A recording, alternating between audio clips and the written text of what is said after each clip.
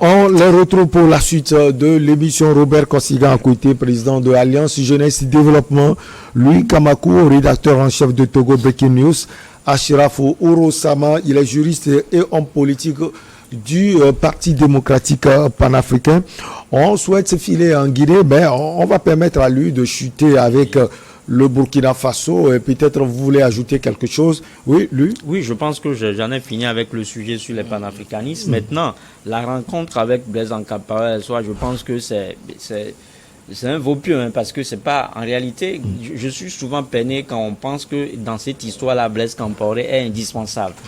C'est pas parce qu'il a été chef d'État, il a été au pouvoir pendant 27 ans, il a été chef suprême de l'armée, qu'il a la clé, justement, ou bien il connaît, en fait, la clé de voûte, hein, contre le terrorisme aujourd'hui. C'est-à-dire que n'importe qui chef d'État, quelqu'un qui a été président de la République pendant 2 ans, pendant 2 mois aussi, c'est ce qu'on appelle en fait sécurité et sûreté de l'État. Donc aujourd'hui, si on est en train de faire de l'allégeance ou bien si on est en train de faire la courbette à Blaise Compaoré, je pense que ça n'arrange pas personne, parce que toi-même tu as posé la question à quelqu'un tout à l'heure. Est-ce qu'il faut d'abord répondre à la justice? Est-ce qu'il faut il faut que Blaise réponde d'abord à la justice? Je crois que ça doit être la moindre des choses. Hein. Et il a démontré que c'est deux pouvoirs quand même qui sont séparés. Oui, Damiba peut prendre langue avec lui. Exactement. Maintenant, quand il a eu le courage de demander pardon, ça veut dire justement qu'il doit se mettre à la disposition de la justice.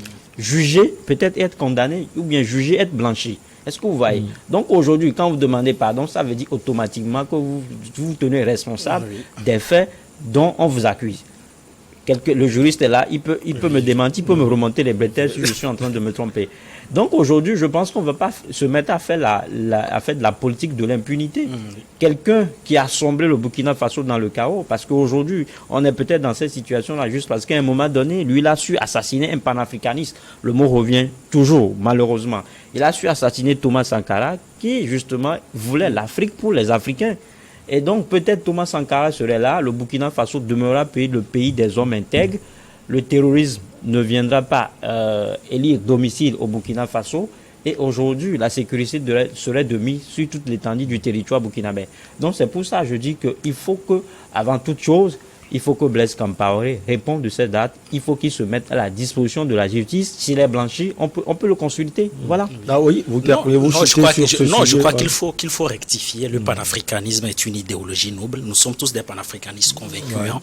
Et les panafricanistes, les têtes de proue de panafricanistes qu'on retrouve aujourd'hui sur le continent sont tous nos frères. Nous partageons leurs idées, mais nous nous nuançons sur un certain nombre de sujets. Nous ne sommes pas d'accord. Donc, c'est important de le dire. Maintenant, pour revenir à la responsabilité, je crois qu'aujourd'hui, il faut être extrêmement prudent. Moi, je suis juriste de formation. On ne peut pas aujourd'hui affirmer de manière péremptoire que Blaise Compaoré est le meurtrier de Thomas Sankara. Voilà, il doit se mettre selon certains analystes, même il n'était pas sur le lieu. Voilà, donc il a bénéficié du pouvoir. Il a bénéficié du pouvoir. Donc, à mon avis, il doit être écouté. Effectivement, mais on ne peut pas affirmer de manière péremptoire aujourd'hui, parce que je ne l'affirme pas non plus. Voilà, parce que quand vous l'affirmez de manière péremptoire, c'est que vous croyez à la justice populaire. Or, la justice, dans ce cadre-là, doit être institutionnelle. Donc il faut être extrêmement prudent et je crois que Blaise Compaoré est quand même assez courageux. Dans les prochains mois, il se mettra quand même au service de la justice pour qu'on puisse quand même l'écouter, parce que ce sont des faits qui remontent de 1987 et plus d'une trentaine d'années qu'on attend quand même le verdict. Donc c'est très important que la justice puisse aussi faire diligence là sur ce cas précis. Allez, on va quitter Ouagadougou, Abidjan, Lomé, parce qu'on a beaucoup bourlingué. Pour Conakry en Guinée, le procès réclamé de longue date du massacre d'opposants du stade de Conakry le 28 septembre 2009 s'ouvrira probablement le 26 septembre, a déclaré le ministre guinéen de la Justice Alphonse Charles White ce mercredi 7 septembre. Président Kossiga à côté, on vous retrouve. Comme je l'ai dit tout à l'heure, c'est un procès tant attendu et la Cour pénale, les représentants de la Cour pénale internationale étaient même à Conakry cette semaine. Oui, c'est ce qui m'a énervé dans la situation, parce que vous savez, l'Afrique regorge en son sein des juristes talentueux. qui ont la maîtrise et l'art de la magistrature de juger les gens équitablement. Oui. Que cette parodie de justice de Cour pénale internationale ne vienne pas donner des leçons aux nôtres sur le sol africain. Vous savez, il y a des juristes africains qui ont plus de compétences que ces gens-là. Et c'est vrai que vous allez même voir que la CPI s'est fait étoffer par des Noirs qui aujourd'hui font de bons boulots. Ce que les juges blancs font là-bas, c'est sous le dictat des Occidentaux. Or ici, il y a le magistrat qui connaît son métier et qui juge et qui donne la chance alors égale. Et selon à l'accusé, qu'est-ce qui a à l'accusé, la Guinée, qu'est-ce qui a il y a empêché Mamadou la Guinée Dibia.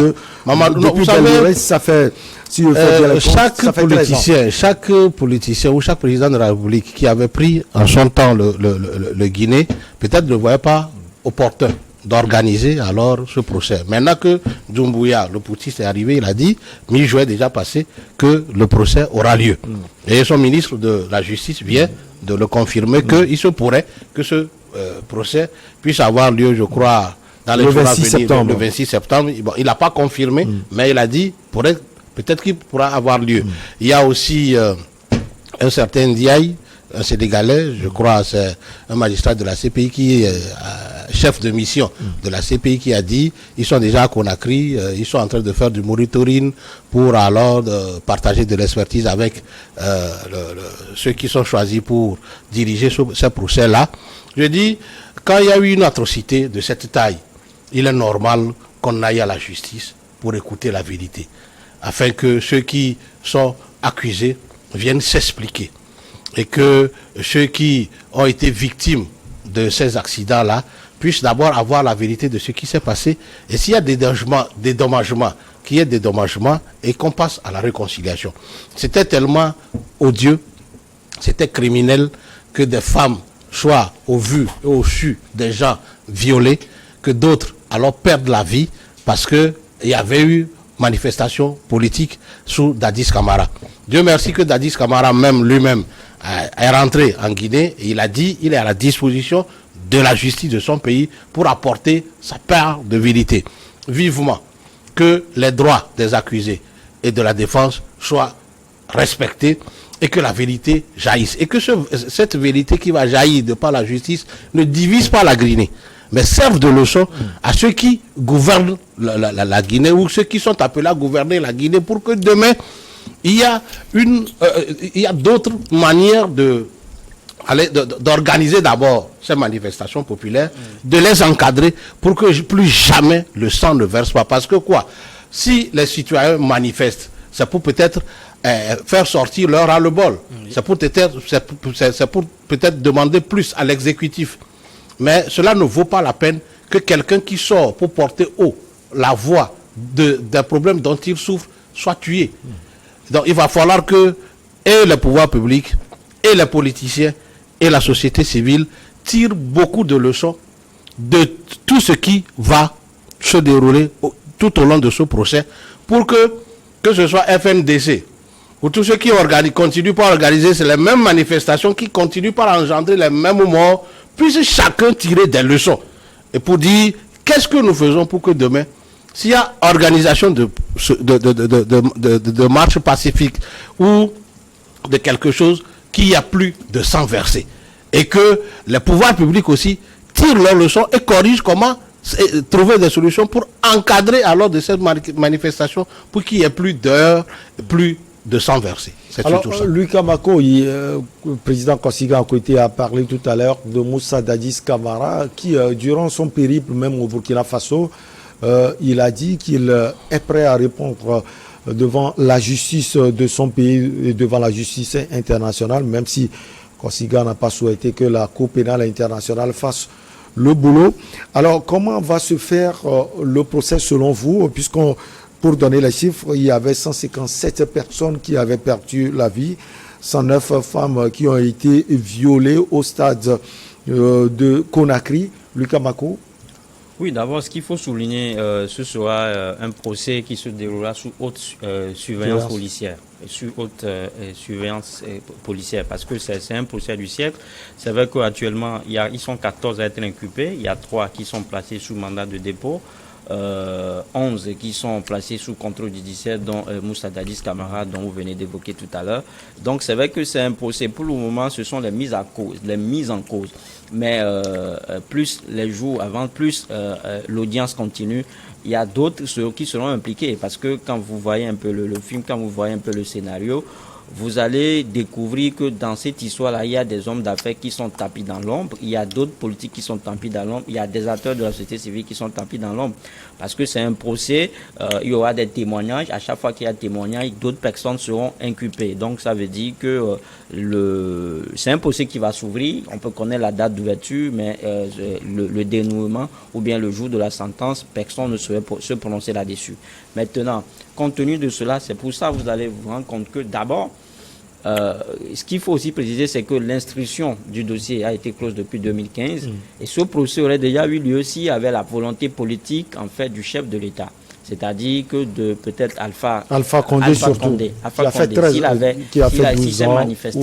s'il avait une volonté manifeste, le procès aurait pu avoir lieu depuis pour que tout le monde connaisse en fait les tenants et les aboutissants de ce massacre-là. C'est quand même surprenant. À un moment donné, on a vu Moussa Dadis Camara qui veut à tout prix revenir dans son pays pour être jugé. Oui, parce que aujourd'hui, il donne l'impression aux gens qu'il est accusé à tort et à travers. Parce qu'à l'époque, il avait justement sanctionné ces militaires-là, qui les avait même traités des éléments incontrôlés. Il dit qu'il n'était même pas sur place. Oui, il n'était pas sur place. Il parlait même de bavure, policier de bavure militaire à l'époque. Donc ça veut dire qu'il s'en lave les mains.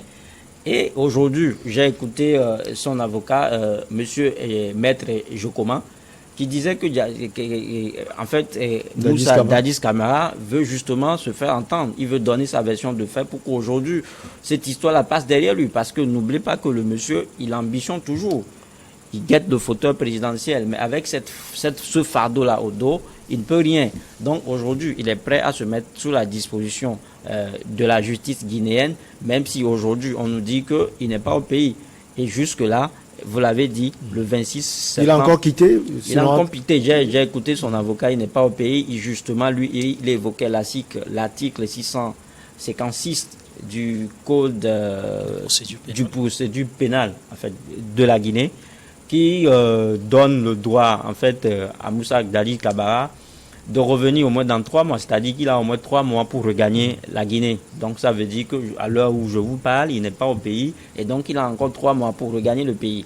Donc peu importe qu'il revienne aujourd'hui pas, le procès aura lieu. Parce que le processus a été déjà enclenché. Il a été enclenché au départ. Il a été patiné à plusieurs reprises.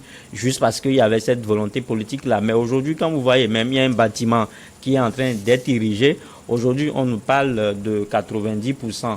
De la réalisation des travaux, c'est-à-dire que le bâtiment qui va abriter le procès, tout est mis en place parce que je parlais tout à l'heure d'un procès qui se déroulera sous haute surveillance policière. Ceux qui vont témoigner vont être protégés, les victimes vont également être protégées. Et je crois que les victimes qui demeurent des victimes contemporaines, parce que le scénario ou bien le massacre s'est produit en 2009, il y a 13 ans pour cela, donc les victimes sont toujours vivantes.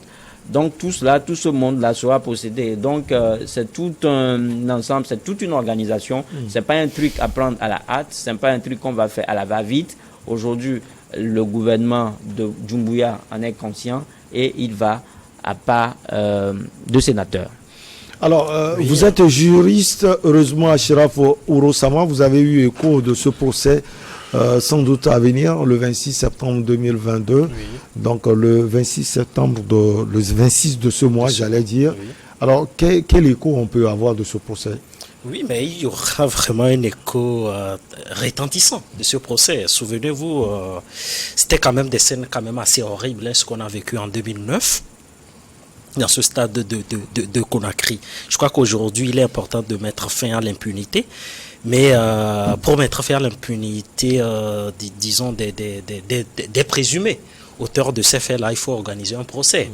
Et mon confrère semble quand même être mal à l'aise aujourd'hui des investigations ou de la prééminence de la Cour pénale internationale dans ce procès, ce qu'il faut comprendre, c'est que les États africains sont totalement responsables de cette situation.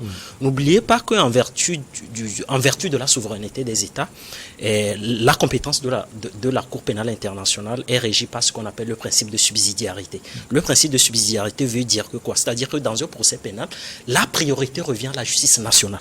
C'est lorsqu'on épuise tous les voies de recours dans un pays, c'est-à-dire que lorsqu'un État se déclare faillite dans un procès pénal, lorsqu'ils estiment qu'ils sont incapables de juger les présumés coupables, alors là, la Cour pénale internationale prend le relais. Voilà. Aujourd'hui, depuis les années 2009 jusqu'à aujourd'hui, le procès... Voilà, ça fait 13 ans que ça piétine. La Cour pénale internationale a raison, sur le fondement du principe de la subsidiarité, d'intervenir et de jouer son rôle. Donc ce n'est pas un problème lié à la Cour pénale internationale. Non, ce n'est pas un problème. Je crois que c'est là-bas aussi, il y a quand même des accusations qui sont quand même assez fondées contre la Cour pénale internationale parce qu'on estime que c'est une justice impérialiste qui ne juge que les Africains. Je comprends, mais il y a des accusations qui sont totalement aussi infondées. Je crois que c'est une pure... Ce sont les Africains qui envoient même... Voilà. Donc c'est une pure... à la Cour pénale internationale. Il y a des accusations qui sont des pures inventions de l'esprit contre la Cour pénale internationale. Je crois que c'est une juridiction internationale qui a tout son rôle à jouer en Afrique, quand on sait très bien que les exactions se passent sur le continent de part et d'autre. Maintenant, dans le cas mais elle ne joue pas son rôle ailleurs. Hein. Oui, il ne joue pas. Oui, effectivement, il y a des géométries. C'est sans doute ce qui irrite. C'est ce qui irrite. Oui, mais monsieur Michel Tagba, vous connaissez très bien la fameuse formule. Il n'y a pas de justice parfaite. Je ne dis pas que la Cour pénale internationale, disons, octroie comme ça une justice parfaite sur le continent. Il peut y avoir des récriminations qui sont fondées, mais j'estime qu'il y a des accusations aussi qui sont infondées. Donc aujourd'hui, la Cour pénale internationale est dans son rôle. Quand vous prenez par exemple le traité de Rome de 2002, qui constitue la pierre angulaire et qui définit les compétences de la Cour pénale internationale, ils ont parfaitement raison de jouer le rôle dans le procès, dans le cas d'espèce. Donc, mais aujourd'hui, en Guinée, c'est très important. La justice doit faire preuve de diligence. C'est vrai qu'en 2009, mais le président... dans le temps c'était Dadis Camara et qui avait comme ça 10 ans balayé d'un revers de la main et sa part de responsabilité. Aujourd'hui il fait preuve de bonne foi entre guillemets parce qu'il est quand même assez compréhensif. J'espère qu'il va quand même collaborer pour qu'on puisse quand même l'écouter sur les éléments de preuve que la justice dispose. Donc c'est un procès pénal. Vous savez, en Afrique, ce qui est vraiment important, c'est le contentieux de la réparation. Il faut réparer aujourd'hui les exactions commises contre les victimes. Et aujourd'hui, si l'Afrique vraiment veut avoir une cohésion sociale, si on veut vraiment construire une démocratie, il faut vraiment réparer. Et il faut finir avec la culture de l'impunité. Vous l'avez rappelé, les chiffres sont quand même assez parlants. Ouais. On a 157 morts, 109 femmes violées. Aujourd'hui, il y a une partie civile, il y a des collectifs d'ici par là, et je crois que la justice guinéenne a toutes les raisons du monde. Maintenant, pour que la justice puisse aussi jouer son rôle, tout passe aussi par le chef de la junte. Doumbouya a fait quand même des déclarations qui vont dans le bon sens. Espérons aussi qu'il est animé de très bonnes intentions, qui pourra accompagner la justice guinéenne pour que justice soit faite le plus vite possible. La pause, la petite, elle s'impose. On revient pour la suite et la fin. Le Togo.